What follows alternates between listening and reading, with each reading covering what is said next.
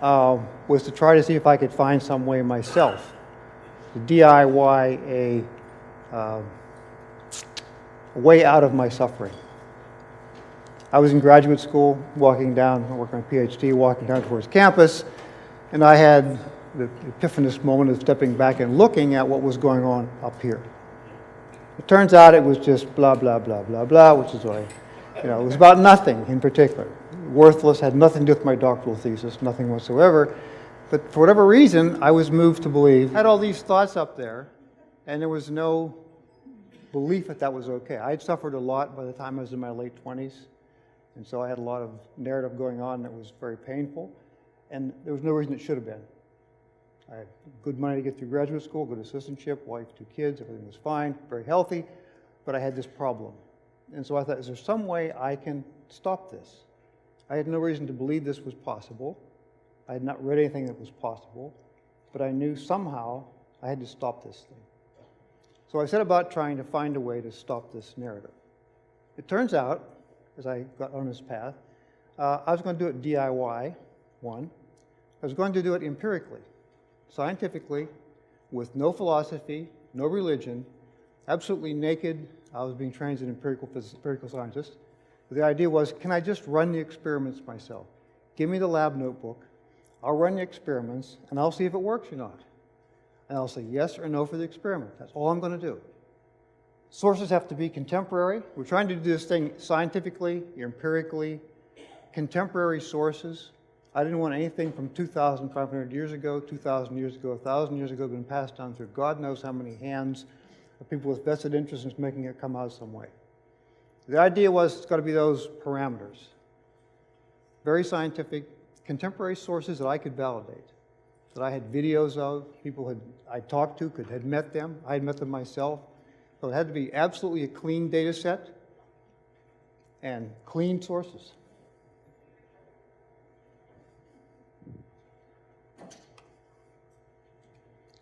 And so this idea of relying on religious traditions, philosophy, I was not a philosopher, I was an empiricist, so no philosophy. No religion. I came from a blaming, shaming religion. I'd had enough of that, thank you very much. So I was trying to find some way out of this thing. And these are what I just talked about. The reasons we had to do this thing. And I was focusing on these thoughts that I had, and could I reduce them? Empirical, open source, secular teachings. And the hardest part of it was going to have to function in the real world. I couldn't become completely dysfunctional. This had to be an operative system that I could live with. And the most important distinction was, in addition to these different difficult caveats, was it had to be a state, not just an experience. I mean, a lot of non-duality people say, well, I had an experience 26 years ago. And I can still remember it, fantastically vivid. I'm a non-dualist.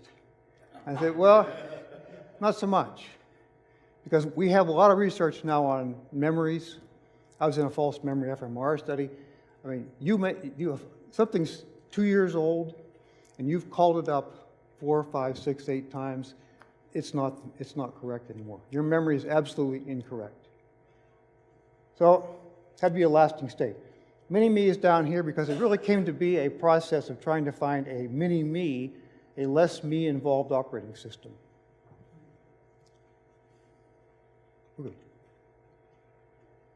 This narrative thing that I found unpleasant wasn't unique to me. There's a great study in science that was done at UVA by some really good people, some of the best people in the field, and it was saying, okay, what if we can just take some UVA undergraduates and put 150 of them in a room one at a time and give them and say, okay, be by yourself for 15 minutes, no toys, no distractions, you can just be there with the pleasure of your thoughts.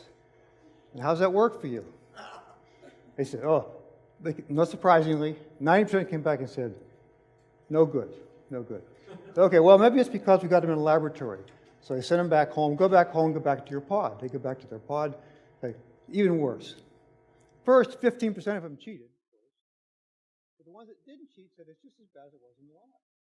So maybe it's just undergraduates. You know how undergraduates are. So they went on into Charlottesville, rounded up a bunch of people from a church, farmer's market, ran them through this thing, average age 42, much more affluent than some of the students, at least not their parents perhaps.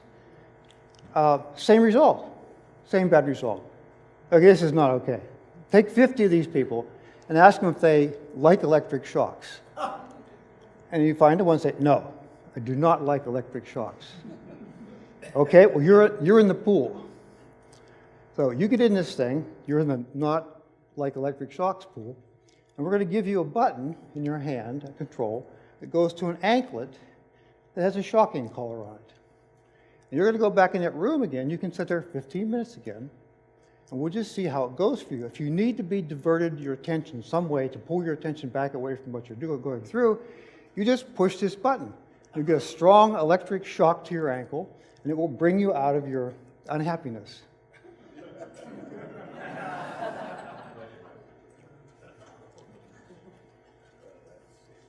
So as you might imagine from the picture, this didn't turn out well. 2/3 of the guys, men, shocked themselves. Only 1/4 of the women. So women really are smarter than men. But the guys shocked themselves an average of 1.5 times, and the girls 2.3 times. But this is an unpleasant state for many people, almost everybody. We have so many things we do to not have to face into this state. And this will be about trying to explore ways to do that. So I went about some practices. Classical Zen practices. And this fellow, Busui, 14th century Zen monk, very famous in some sectors. And this fellow you know, hope we all know, Nana Maharshi. He was really my main man through this thing. And these questions are very simple. And for me as an empirical scientist, this one didn't work for me so much. Got philosophical. The ones I liked were this one, where am I, and who hears? And I went to my Zen masters, and they were all Rinzai Zen, which is the koan school. And I said, hey, one guy was a big Mu person, if you know the Zen koans. I said, I can't get into Mu. It may be a great thing for a Japanese mind, but it doesn't paradoxically engage me. Something like, where am I? That really I could really try to solve that. I'm an empirical scientist. I should know where I am. So I talked to the Roshi, and he said, sure, you can do that. So I set off to do that. That was actually in our sutra book anyway. So I went off to do that. My other Zen master, same thing. Asked her about it. She said, sure, perfect, go ahead and do that thing. So I just did this. I just asked these questions over and over and over again, along with things like, I'm not this body. This belief that we are this body. I just asked them a lot of times. And after a lot of sitting meditation, they stopped. I had to do a lot of hours of this thing, a lot of yoga. I didn't have any guidance, really. The Zen people hadn't really worked this thing. I needed a coach. I didn't have a coach. So I was in the dark a lot of the time. They stopped. The thoughts stopped. And the surprise for me with that was not that just this blah, blah, blah stopped. It's very quiet up there, like it is now. Just very quiet. But that the fears and emotions, self-referential ones, also fell away. And something I hadn't expected with these two. I was certain, I was very active in corporate industry, I was very certain that in fact I had control. And I had absolute free will.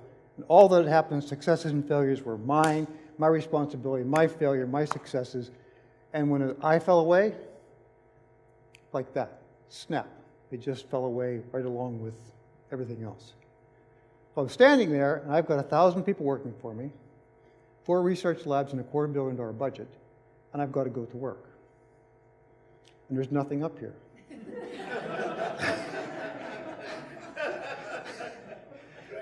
Great, yeah. So I go into work expecting to either be stoned or deified, and neither one happens. Nothing happens. You go through the day and you find out that in fact life is even easier. It's better. It's cleaner. It's simpler. It's worked so much better than before. And I've got this thing, well, okay, if I wasn't in control and I didn't have free will, who's running this show?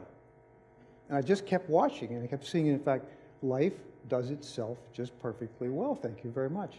I could function actually better with this situation that I have now than I could before, because I go into a meeting big meeting, and you find out that, in fact, you're the only person in the room. Nobody else was in the room all the time. They were there 10% of the time, 40% of the time, 30% of the time. You look like the smartest person in the room because you're the only one in the room that's there for the whole meeting. Also, it's much more creative, I found. Cognition is higher. It's been that way now for 17 years, except for low energy. I'm hypoglycemic, or I get very tired. We can talk about why that's the case, but I think we know why it's the case. Second one is this idea of having self-referential thoughts. It's okay to keep those self-referential thoughts, but it doesn't work for me. If you want to get really non-dual, you got to realize that those are the canaries in the coal mine. You got self-referential thoughts. A lot of people say, I'm good. You know, I had this experience 10 years ago. I'm non-dual. Yeah, there's some noise off in the corner. There's babbling and things, but I pay no attention to the man behind the screen. And I just keep doing this thing. And I'm perfectly happy with this. In fact, you find out those are the good indicators you've got. Suzuki Roshi called these things mind weeds, and he welcomed them. They give you a place to show you where some work needs to be done, where you've still got an attachment, you've still got something else to do. So if you can absolutely shut them down, get no thoughts, and it's just no self-referential problematic thoughts. I work with a lot of knowledge workers. I live in a university town. They live by their thoughts. But the thoughts they live by aren't these ones about, oh, my project's not going to get refunded again. I'm going to have a terrible time. The department chair is going to throw me out. Not those kind of thoughts, but the ones about, oh, I need to run this project and put it in this way and organize it like this. Planning, problem solving does not change. It's easier, cleaner. Those are not emotionally charged thoughts. And amazingly, for me, the brain can parse those out. The brain can recognize if you've got thoughts, problematic thoughts, or if you've got the ones that are just planning. Just coded in because they're linguistically encoded. Almost all of our residents of our species, languages are all subject-object doing of some kind, except for 4 languages, but not all. You can see the people, this guy you all know, I'm sure, Mr. Maharaj. This guy you don't know. I was giving a talk in Stockholm, 2010, and he was actually one of the founders of the Santo Daime Church. So those of you who know ayahuasca, he was talking in Stockholm about his experiences with ayahuasca. At the end of his talk, the very last thing he said was this: it's all about having no thoughts, which is a big surprise to me because it was exactly what I was after. So I saw him and said, hey, this is fantastic. What a correspondence that we both have exactly the same perception of why we do spiritual practice, ayahuasca or meditation. These are classical resources, Tao Te Ching, the Dogen Zenji, Patanjali Yoga Sutras. Yoga Sutras, 170 or so sutras. You talked about Patanjali, several people in this workshop. And you find out that Yoga Chitta Vritti Nirodha is the second one. The first one, we're going to talk about yoga. The second sutra is Yoga Chitta Vritti Nirodha, which is yoga is the stilling of the modifications of the mind. Depending on how hard you translate that, it means to stop them. This one, Bhagavad Gita, Shanaya Shanaru, Paramet Puja, Dhriti Gritaya, Atma Stam Stam Manaha Kritva Nakinchidape Chintayat, which says gradually grab hold of your mind and put it in the self. And don't think about anything else. So you've got a lot of these people saying pretty much the same thing. Myth 3, you don't need to practice. You're already enlightened. Exactly. The Zen people did this thing back in the 60s. They had to say exactly the same deal. It sells great. People come in, you tell them, hey, you're already enlightened. Nothing you have to do. It's fantastic. Just, come back to the next workshop. But you find out that, in fact, absolutely not true. We've learned a lot about neuroplasticity in the last 10 years, last 8 years. Enormous changes very quickly. This is a Harvard study. And 2 months, mindfulness meditation, 40 minutes a day, they could see 5 brain regions that actually changed in size in 2 months. That's how fast it changes. People, and I've taken many of them to task personally, that tell you there's nothing you have to do, did a lot of practice. And Tony Parsons did years of practice. Punjaji, Papaji, did a tough, long years and years and years and years of practice. And they say there's nothing you have to do. From where they're standing, that's true. But it's not from where you're standing. you've got it. You can't just walk in and pick up a violin and say, okay, I'm now a concert violinist. It doesn't sound very good. You've got to learn how to do it. How fast it changes? Merzenich is one of the top guys in the world right now in neuroplasticity, out here someplace. And he had a way to look at the monkey's neural map of their face. It changed every week. Every week, how the brain, sensory motor cortex is actually linked into these face maps. How much you practice and how you practice matters a lot. Malcolm Gladwell's book on 10,000 hours popularized this concept. The idea was 10,000 hours for concert violinists. It's a very small population, maybe 15 people involved. And it's not as clear on concert violinists precisely what mastery means. You know, it's kind of like I know it if I see it. But the chess guys, not surprisingly, are really into this. Chess guys will metricate anything.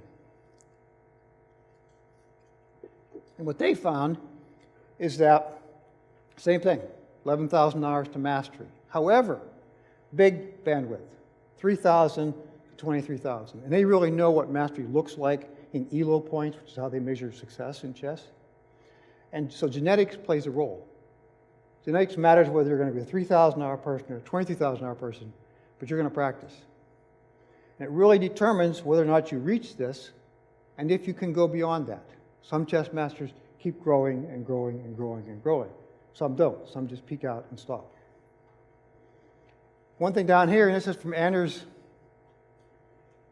Anders? Anyway, he was the person who came up with all of it. He did the real research that they put in the 10,000-hour book.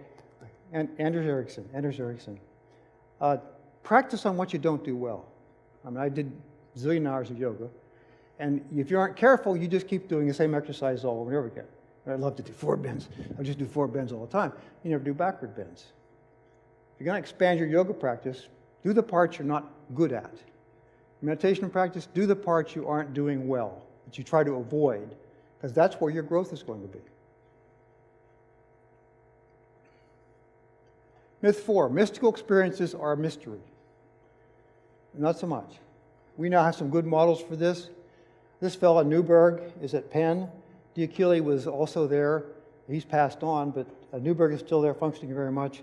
Their model, which is pretty much holding up somewhat. I talked to one of the Obi-Wans in neuroscience yesterday, and he confirmed it's possible. The idea here being that if you can, you have 2, sympathetic and parasympathetic. Excitement, and then calmness. Those 2 circuits compete with each other. They go back and forth, hopefully alternating. Excited, calm. Excited, calm. Excited, calm. That's what they function for. Fight and flight, relax. 2 sides. What they say is if we can run these so you actually have the 2 of them at the same time, fully activated, they will conflict. And they will shut down the inputs, the temporal and parietal lobes, that do the important things for mystical experiences. You just jam the circuits, they deafferenate. You just jam the circuits and you just stop anything from going to these places that are expecting input. They almost always get input, and all of a sudden there's no input. And their postulate is that that's exactly what pushes mystical states into being. How this manifests in these input-starved mystical states, and they've got 2 books, well, 3 or 4 books. You can look them up any place. Hyperquiescence, you get very, very, very still. Hyperarousal, obviously marathon runners, voodoo, whatever, swimmers, skiers, flow. We all know about flow, Gladwell's book. Hyperquiescence with arousal breakthrough, you get really, really, really quiet, and then bang, something happens. You get a breakthrough and you get great bliss, exhilarating energy absorption. The converse of that here is this one. Now, I cheated in my meditation practice. I confess to this now after 30,000 hours. And how I cheated was I was a runner, and I could get into this state. I could get a runner's high. And so I thought, well, this is interesting. I started to sit, and the Zen guy said, sit still, hold your hands where they're supposed to be, and don't move. If you move, we're going to stick. We're going to come around with a stick, and we're going to hit you with the stick. And they did this very tough bunch of guys. So you had to really sit there. So you were hyper-quiescent. You were not moving at all. And so if you got your mind calmed down, then you could find yourself in this hyper-quiescent with arousal breakthrough state. I found I could do that. I could sit, and after about 35 minutes, which is about a runner's high time, I got a mystical experience. I like this. Not only I like it, the brain liked it. This is like a kibble for the brain. The brain said, this is the coolest game in town. I get to sit, and I get this treat at the end. Most people like go 20 minutes and stop, or 30 minutes and stop. You do the hard work, and you don't get anything. The brain says, this is no fun. I don't want to do this. So I get a kibble. My brain, I just sat every time I sat, every day, until I got a kibble for the brain. And the brain really liked this. And so the brain loves to meditate. And this is how my practice has been for a long, long time. I can still do it. It doesn't take 30 minutes, though. It takes up like 10 seconds. But you can just bring this on, this state here, bang, that fast. Mystical and psychotic states, a lot of questions I get from many, many people about this thing. My friends say I'm crazy. Am I? My friends say I'm psychotic. Am I? And these guys, Newberg and DeKeeler, looked at, okay, here's some examples. And I'm not trying to be a psychotherapist or psychiatrist. I'm just saying, if you've got these kind of experiences, how you talk about the experience, your break from reality, how you describe it, and how you interpret the meaning of that experience, if you put all those together, you can pretty much get an idea whether or not you're ecstatic and joyful as you talk about it, or if you're confused, terrified, and distressed after it. Similarly, if you long for return to it, or if you're just, no, I'm not going back there again. When you talk about it later, it's most mystics, empty your ego, calm, still, peaceful. Psychotics, messianic healing powers. This is not proscriptive.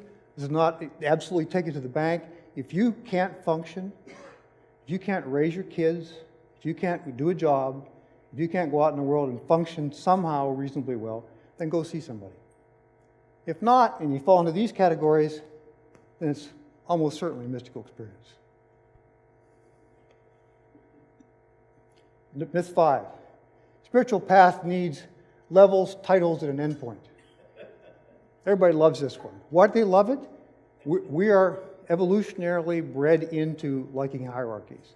We became the masters and destroyers of the planet by being able to organize large bunches of ourselves to go out and do some task. It required a hierarchical structure. Hierarchical structure benefits from levels and titles. If I say, Sam, you're enlightened, but you're only enlightened at level 3. If you want to get to level 4, Sam, we're going to need some money here and some more time. The workshops get longer. It'll be, the usual $5,000 for 2 weeks is not going to be $15,000 for 2 weeks because it's special teaching to get to level 4. Or you can take the direct path. But this is what many people do. And to believe that everybody's going to go down the same path, I think to me is beyond naive. You look, and this isn't comprehensive, but you look at the kinds of things that affect your likelihood of success in spiritual matters, it's a long list. And we all go through these things in different orders. We have different intensities of them. We have different genetics, different family, when we were born, where we were born, who our teachers were before. It's silly to believe that they're all going to go down exactly the same path and exactly the same rate. It just doesn't happen. There are lots of sayings about this, both from the Hindus and from the Buddhists, that there are lots of paths up the mountain. My first book was very much about, look, here's 100 ways. Pick one. Pick the one that appeals to you and do it. The one you will pick and do is way better than the one you will pick and not do. So find something you love to do and then go into it and really ingest it and be with it. You can get there by many, many paths. Number 6, psychedelics can produce persistent non-duality. Yeah, no. we have one of the big ayahuasca guys in the world right there in the white thing there. So he can throw stones if he wants to. The key to this thing, you've heard much about the default mode network at this conference. This is started in roughly 2000, and we really fleshed it out. we as a spiritual community, a neuroscience community, and we know what this is now. This was one of the seminal papers, Harvard, 2010, Andrews Hanna. 11 centers basically generate this sense of selfing. All the forms and types of selfing. You've got 2 subnetworks in the core. One core is the posterior cingulate cortex, you've probably all heard about many, many times. We're going to talk about this through here. You can see the good news, bad news is it's way down deep in the brain. It's way down inside right here and way down inside here. So the hard thing is you've got to get down in there and get a good signal out. If you're going to put an EEG on the top of your head, you've got to process a lot of signals to make sure it's exactly coming from this place. And a lot of transducers. Okay, what we found out, this is Andrews Hanna now, is that one of these subnetworks creates this sense of you existing through time. You as an agent that moves from past through present quickly into future. The other one is a network that produces this sense of you and other things. You in the chair, you and the person next to you. And you find out that whether you do it with meditation, ayahuasca, mushrooms, you produce this shutdown of these 2 circuits. As you do, you get the classical all is one, and now, now, now. They all produce this as a main core. Certainly ayahuasca doesn't give you the same experiences as mushrooms does, or meditation does, but a lot of it codes on exactly the same level, psychedelically, mystically. I was very heavily involved in the Yale study, subject, collaborator, co-conspirator, and Judd Brewer at that time was at Yale, and same thing happened. These are Theravadins, 10,000 hours plus or minus, 3 Theravadin meditations, and looked and said, okay, what happens? Duh, the Theravadins shut these things down. Not surprisingly, 10,000 hours. Not a big news because, in fact, as we'll see here in a second, you've got a tasking network that sits over here. Farb in 2007 proved this. You've got a tasking network that sits over here. And you've got this default mode network that's really deep down the core of the brain in here. This goes blah, blah, blah, blah, blah, blah, blah.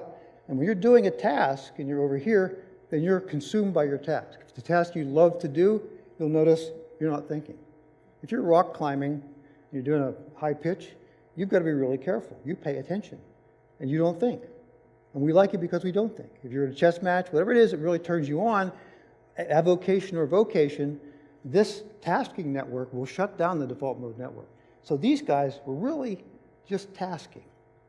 The really interesting thing was when Judd turned off the in between runs, he found that in fact those centers stayed shut down. Even without meditation, they were shut down for a while. We now know we've got these 3 circuits. This is the tasking network. This is the expanded, updated version from Andrews Hanna, 2014. And she pulled in a 1,000-person study from MIT to really work her thing out. And the thickness of these lines is how often they talk to each other. They will operate at the same time. And you can see you've got these 2 sides, and you've got 2 centers up here, which Judd found as well, Judd Brewer found as well. And their job is to watch and control the situation. I mean, they watch to see if this thing, the yellow ball, is shut down. And they see if it's shut down, they can control this thing. They're right up here. It's called a salience network. These 2 centers are watching this and this to regulate this switching back and forth. If you've got ADHD, what it is this circuit, blah, blah, blah, won't shut up. It will not let go. And so you're over here trying to get a job done, and blah, blah's over here going, and so you can't concentrate. There's a lot of good research on that too. How shrooms work, exactly the same way meditation works, not exactly. But this is IV psilocybin in the UK, medium level doses. There's no way to worry about, am I digesting it properly or not? It's just IV. And you can get a clear picture here, infusion point, and how this thing shuts down. As it shuts down, some of your friends may have told you, you actually get extremely intense effects. So it tracks exactly on meditation.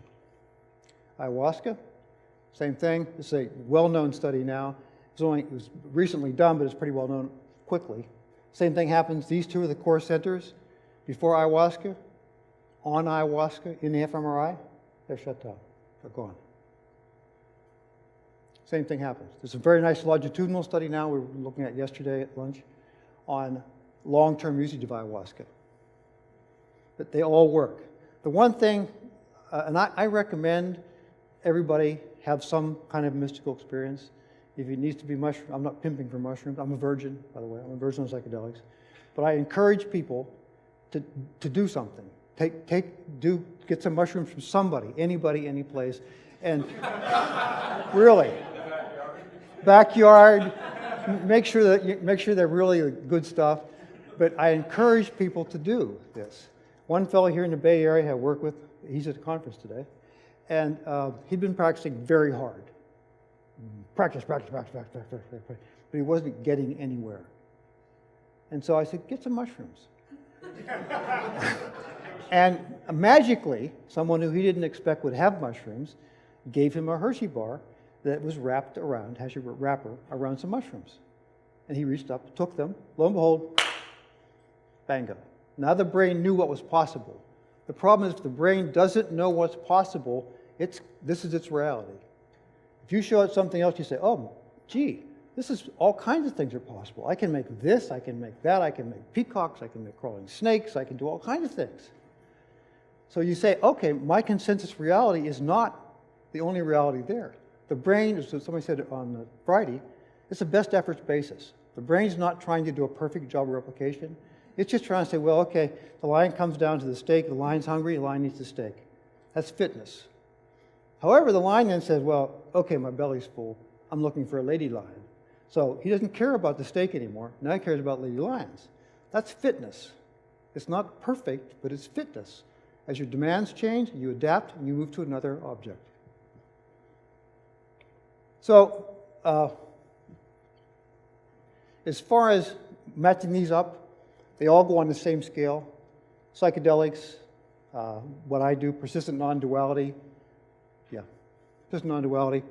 And you can see what happens. Jeffrey Martin, who isn't here, he's around today, did his PhD thesis at CIIS on this. He took 500 people, cut it down to 36 of us, and said, okay, you 36 are all persistently, you spend a lot of your time within this non-dual state, this no-thought state. And so we're going to all kinds of interviews and testing and everything else on you. We're going to see how you do. Well, Hood, of Hood Mysticism Scale, was actually on Jeffrey's doctoral committee. So this is about as good as it's going to get. And of this 36 of us in this population, 9 of us scored 160. It's the highest level in the scale, and we're that way persistently, 90% of the time.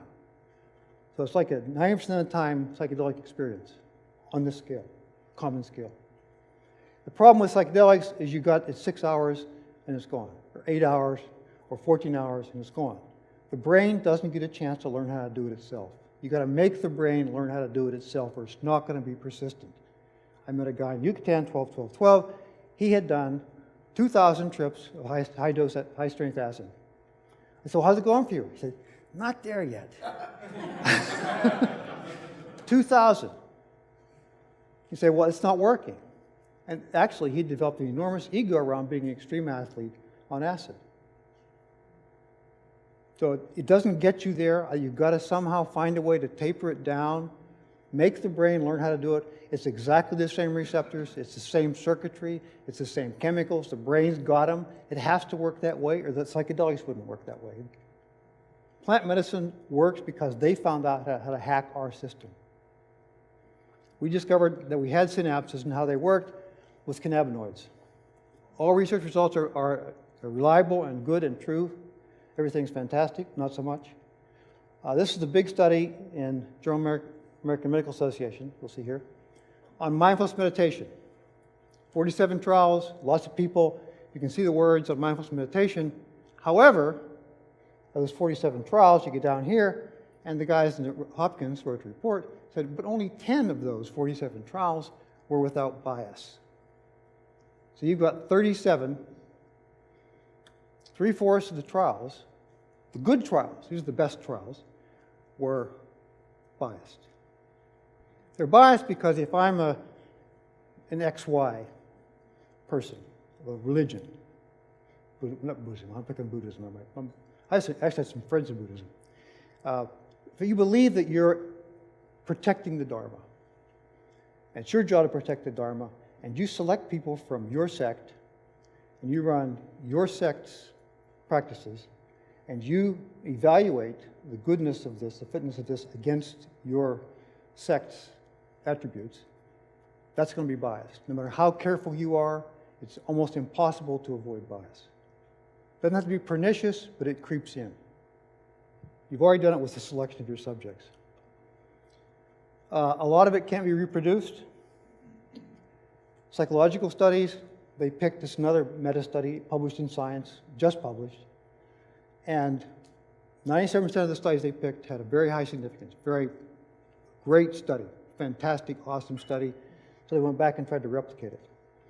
Only 36% of them could they replicate. The rest of them, they could not replicate the results. So what's the value of that? Not very high. If you look down here, this is about different psychotherapies. They say they're at least 25% overstated in effectiveness for the same reason. People say, oh, that's an outlier. Oh, that doesn't count. Oh, I know this person. No, they're crazy. So you end up then with a very carefully controlled population, so you get good statistics, so you get tenure, so you get funded, so you get more research dollars, whatever. Without science, though, we're screwed. I mean, it's the best tool we have, the only tool we have for some of this stuff. We're not doing as well as we could. If we do it a lot better, it'll help us a lot more. Pardon? Einstein was wrong. He was. On the previous quote, I think Einstein was wrong. Why? Let me finish this. I've got a couple more slides. And I should get 5 minutes, because this thing didn't get running for 5 minutes. Myth 8 was if there's no I, you won't be compassionate. I get this a lot. I got called non-human at one panel discussion in the Netherlands. You aren't a human being because you don't have these desires and these bad things. It's really compassion for most people is really reciprocal altruism. I give Sam something. I don't pick on Sam. I give Sam something. And I say, Sam, okay, yeah, I'm really helping out here. So I'm expecting something back from Sam. This goes into the hierarchical structure. You hold the structure together because I give something to Sam, and he gets to be something back later. So Sam and I are kind of looked together. We're in the same structure. We know where we are in this thing. It's the glue of the hierarchy. You can see, though, there are all kinds of things we're expecting out of this. And these guys did tons of work on this. There's even a center out here on reciprocal altruism. But it's really just let's make a deal. If you watch carefully, you can feel it in yourself. I'm helping this person down here. I'm up here. They're down there. They need this thing from me. And you give it to them and think, karma points, heaven points. I'm on my way now. You're expecting reward, if not now, later. In fact, your compassion is all about you. You have to guess who said this thing. The human beings are naturally selfish. This guy's a really well-tuned in, scientifically trained, scientifically involved. Science shows that we are naturally compassionate, and helping someone else makes you feel good. This is scientific research. We know this. Down here, by nature, every human being loves themselves. But by helping another, you are building your own happy self. You are building your ego by doing this process of helping Sam and getting something back from Sam. It doesn't take your ego down, it actually strengthens it. Yes, you said this. Yeah. Dalai Lama. Last, non-duality is a psychotic state. And this is a serious problem for people. DSM-5, which is the diagnostic manual by which psychologists and psychiatrists can bill Medicare or whoever, healthcare systems, and it has to be in the manual. This guy from Duke actually chaired the study. He wrote a blistering, almost repudiation of the study, and said that, in fact, this fuzzy boundary, like for ADHD, is so broad now that many, many, many people fall into this thing and didn't before. And he also said, basically, everybody someplace will get in there. If you look, drug companies, but if you actually look, I got a blog post on this thing, take one of the big ones in depersonalization disorder, and this one woman lists off 20 characteristics of depersonalization disorder. So I took the Hood Myth System scale, and I listed 20 things, and they're the same 20 things. I mean, the mystical things line up exactly with depersonalization disorder. So you've got to somehow find a psychologist, or someone in the Bay Area, who understands this problem that, in fact, what we call mysticism, and we think is fantastic, they've categorized, psychopathologized it. Just be aware of this. If you start hearing people, oh, you're psychotic, DSM-5 says this, there's a lot of controversy about this whole thing, about DSM-5, period, but in particular about this particular issue. That's all I have. Thank you.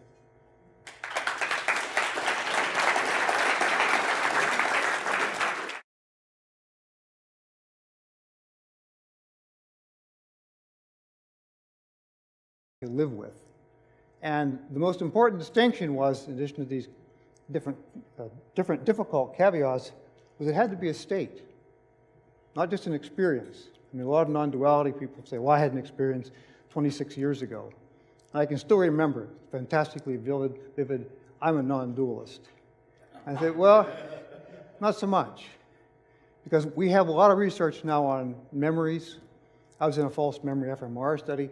I mean, something's 2 years old, and you've called it up 4, 5, 6, 8 times. It's not correct anymore. Your memory is absolutely incorrect. So it had to be a lasting state. Mini-me is down here because it really came to be a process of trying to find a mini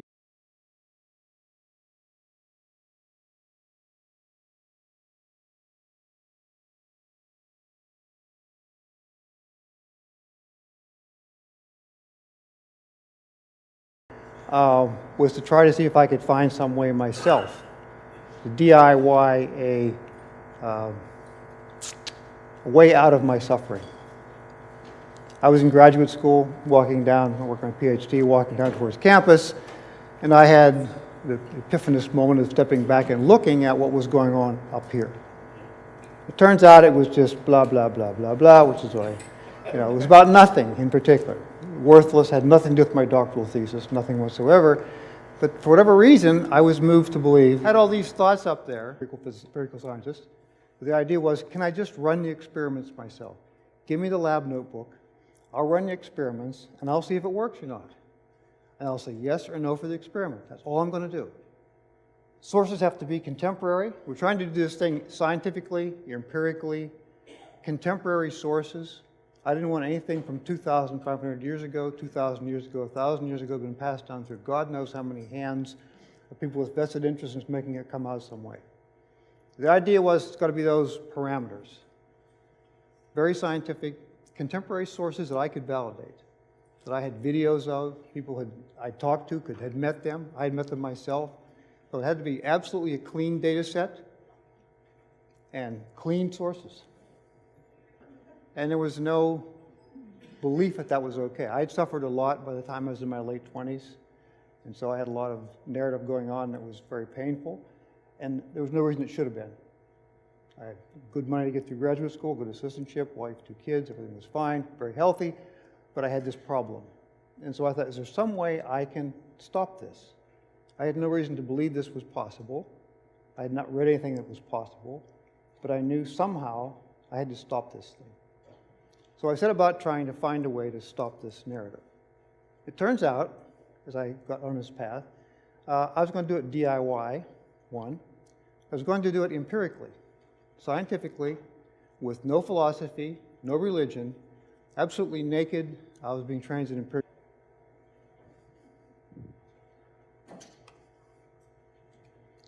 And so this idea of relying on religious traditions, philosophy, I was not a philosopher. I was an empiricist. So no philosophy, no religion. I came from a blaming, shaming religion. I'd had enough of that, thank you very much. So I was trying to find some way out of this thing.